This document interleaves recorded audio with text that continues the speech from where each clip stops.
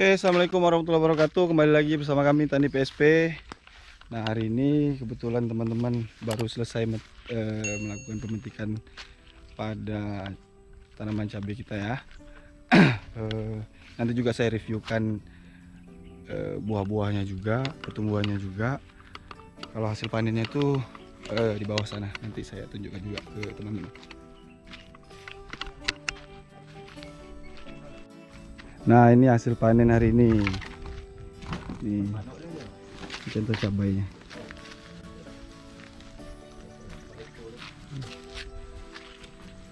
Nah, lebih jelas nih dekat sadannya. Ini sadan. Berapa kilo hari ini, Dan? Hari ini 150 kilo. 150 kilo. Petikan ke berapa nih? Ikan yang ke-6. Ke-6. 150 kilo. Nah, dari 150 kilo tadi pemetikan ini nih yang disortir yang kurang bagusnya tuh nih sama ini. Nah, tetap ada tuh yang kena lalat buah. Nih contohnya nih, ini lubang-lubang ini. Tetap ada yang terkena sengatan lalat buah, ulat penggeret buah. Terus ada juga yang kena jamurnya. Nih, coba dilihat nih. Mana yang kena jamur? Nih, tetap ada juga yang kena jamurnya. Jadi dalam 100 kilo pemetikan tuh ada yang kita pisahkan seperti ini.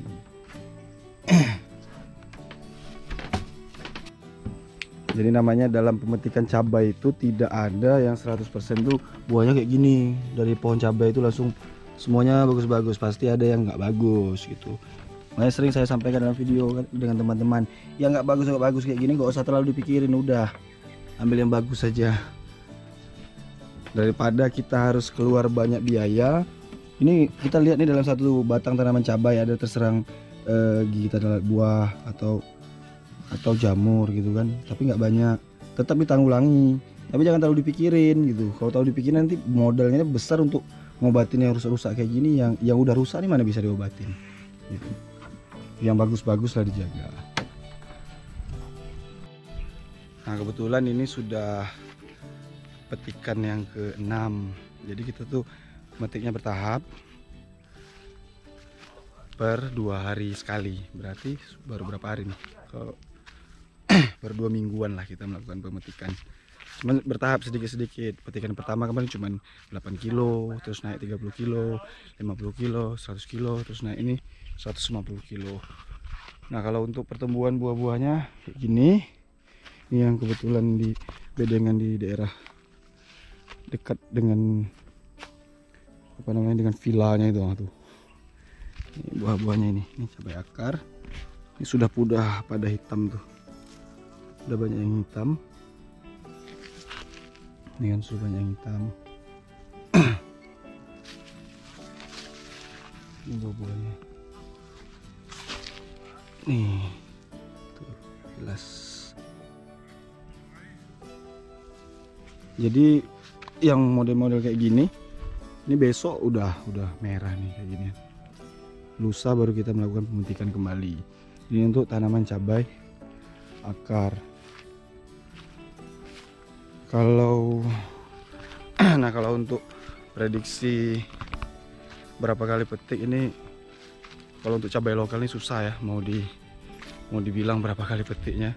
Karena dulu kita sempat sampai 70 kali pemetikan gitu. Paling sedikit pun 60 kali pemetikan. Itu belum termasuk buah kedua. Belum masuk buah kedua. Ini di blok yang bagian atas.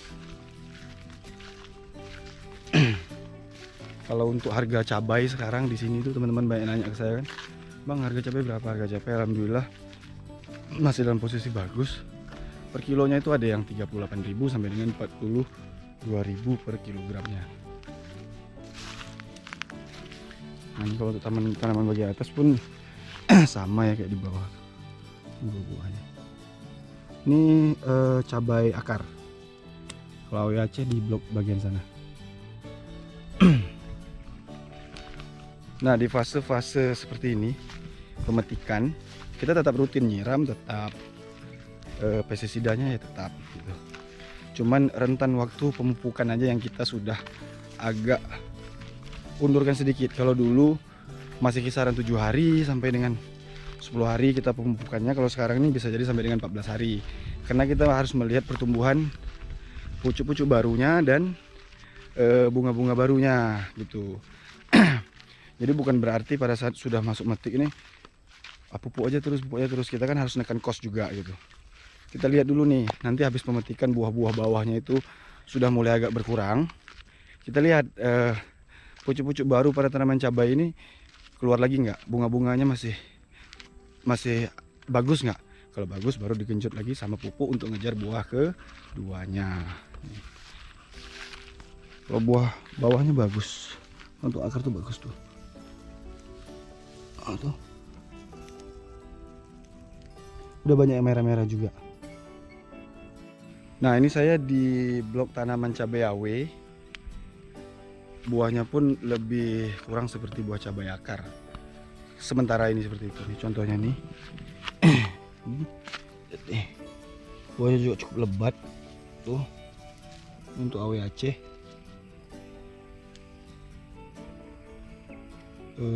Buahnya pun lumayan agak besar tuh kalau dilihat tuh. Nih.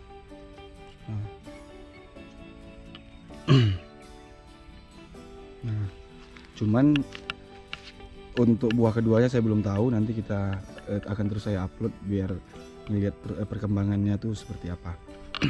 Nah, kebetulan kita di lahan ini kita nggak masang tali samping. Kalau diperhatikan, harusnya kan tanaman cabai ini harus dipasang tali samping tuh, biar buah-buah ini terangkat kayak gini ya, biar bisa diangkat kayak gini.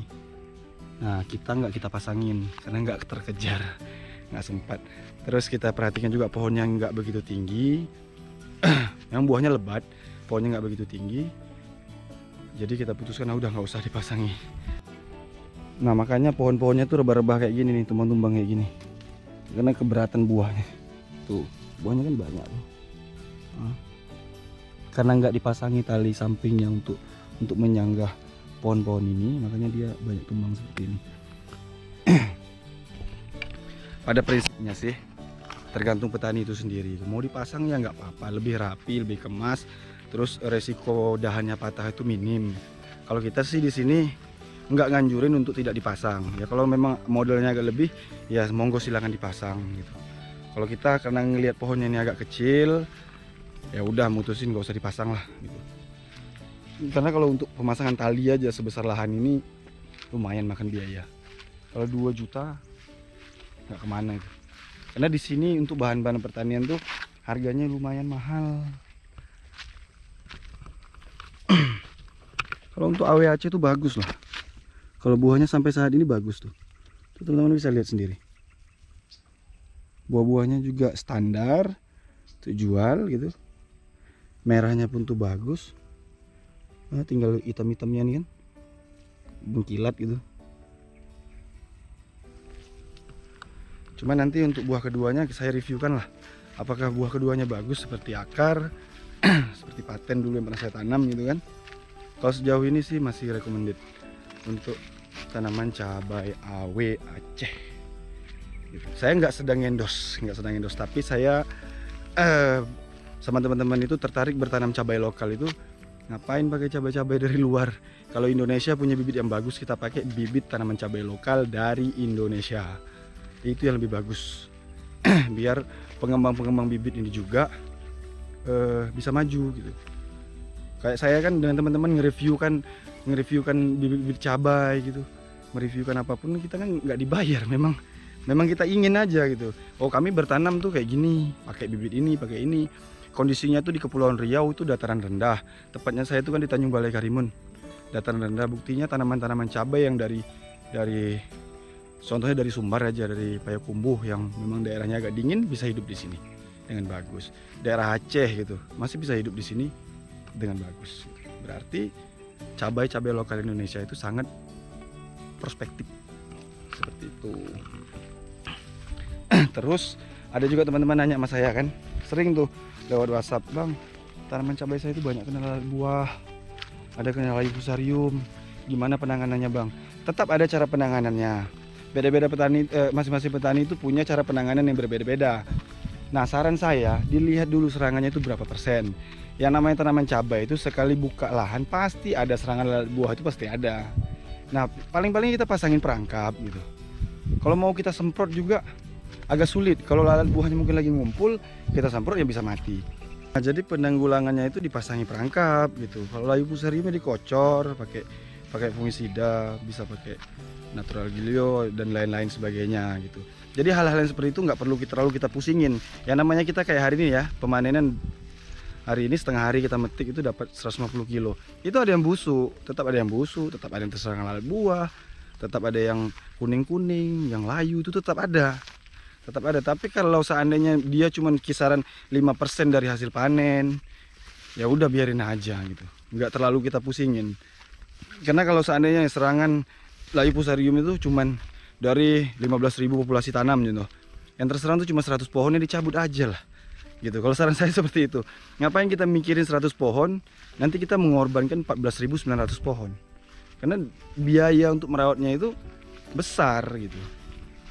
Jadi jangan terfokus, oh ini serangannya nih apa namanya, di satu pohon tuh ada 1 biji kena lalat buah. Udah nggak usah dipikirin gitu. Pasangin perangkap aja.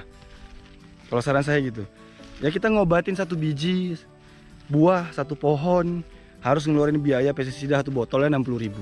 Sementara 1 pohon itu ya syukur-syukur bisa ngasihin 2 kilo. Kalau cuma ngasihin 2 ons nggak boleh modal kan. Saran saya sih seperti itu. Kalau kami itu ngelakoninya seperti yang saya sampaikan ini. Ini contoh nih, ini perangkap lalat buah nih.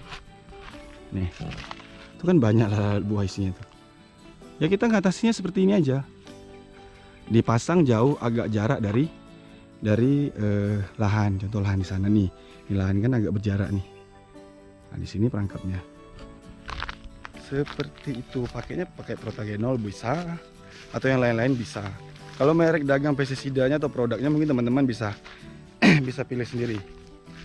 Yang harganya sesuai sama kebutuhan kita aja gitu. Nggak perlu mahal-mahal. Yang penting kita yakin aja itu bisa membasmi atau bisa mengurangi serangan, udah gunain. Oke ya, untuk kedepannya nanti kalau teman-teman butuh penjelasan apapun tentang tanaman cabai yang bisa kita bagikan, nanti bisa coba berbagi di kolom komentar. Nanti akan coba saya buatkan videonya. Oke, terima kasih. Mungkin itu saja video yang bisa akan bagikan. Mudah-mudahan semua teman-teman dalam keadaan sehat. Saya akhiri, assalamualaikum warahmatullahi wabarakatuh. Sampai ketemu di video selanjutnya.